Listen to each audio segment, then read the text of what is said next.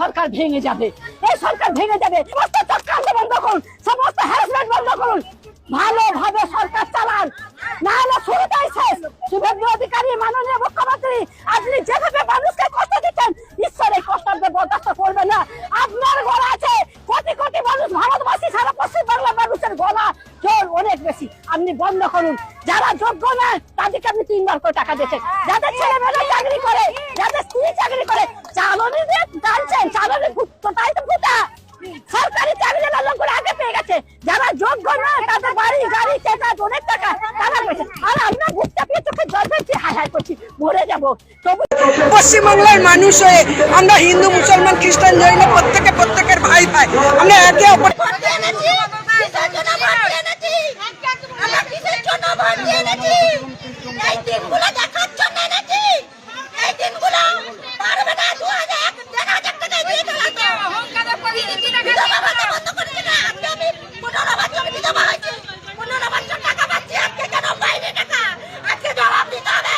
শুভেন্দু অধিকারীকে জবাব দিতে হবে। আমরা আর কিছু শুনতে চাই না। আজকে আমার বিধবা ভাতা বন্ধ করলো কেন? আজকে কিসের জন্য বন্ধ করলো? আজকে 15 বছর বিধবা হয়েছে, বিধবা ভাতা পেয়েছে। বলছেন আবার নাকি সেপ্টেম্বরটা দেখিয়ে হইলে হতে পারে, মুখ্যমন্ত্রী বলেছিল যে ভুল হলে বাড়ি বাড়ি ফোন করাবে, সমাধান করাবে। কালকে যখন 11:30 বাজে তখন মুখ্যমন্ত্রী বলছে 10 তারিখের মধ্যে যারা দিয়েছে তাদের ঢুকে যাবে, আর এদিকে যারা 5 তারিখে দিয়েছে তাদের টাকা পেলে সবাই পাবে, নইলে টাকা বন্ধ হবে। অন্নপূর্ণা ভান্ডার একবারও ঢোকেনি। আজকে 4 মাস থেকে আমি ব্যাংকে ঘুরে মমতা জব ছিল, ভালোই ছিল, মমতা টাকা দিছে সবাইকে। আর এই সালে কি করতেছে? এই সালে খেলা হয়েছিল টাকা আছে না, বাইক আছে না, 4 চাকা আছে না, কোনো কিছু আছে। আমি সম্পূর্ণভাবে পাওয়ার যোগ্য। পোর্টালে কি দেখাচ্ছে? পোর্টালে দেখাচ্ছে অ্যাপ্রুভ, কিন্তু আমার টাকা কোনো মাসে ঢুকেনি। আমি 3 মাসে একবারও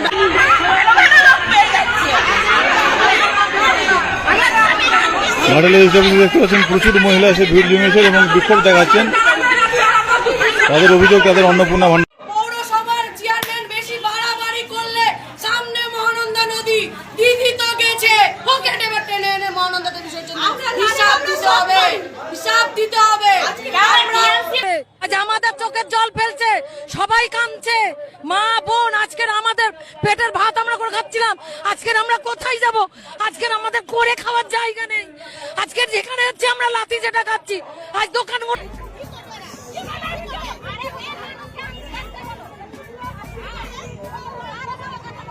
পশ্চিমবাংলার মানুষ হয়ে আমরা হিন্দু মুসলমান খ্রিস্টান জৈন প্রত্যেকের ভাই ভাই, আমরা একে অপরের হাত ধরে চলি। আমরা পুজোর দিনে সবাই মিশি, ঈদের দিনে মিশি। কেন হিন্দু মুসলমানের মধ্যে বিভাজনের রাজনীতি আইতে চাইছে? জায়গায় প্রতিবাদ করলেই এক্ষুনি বলছে এমন শাস্তি দেবো যে 3 পুরুষ পর্যন্ত দেখবে। এটা কি মুখ্যমন্ত্রীর মতো কথা? উনি ভোটের আগে যে প্রতিশ্রুতি দিয়েছিলেন একটাও পালন করছেন না।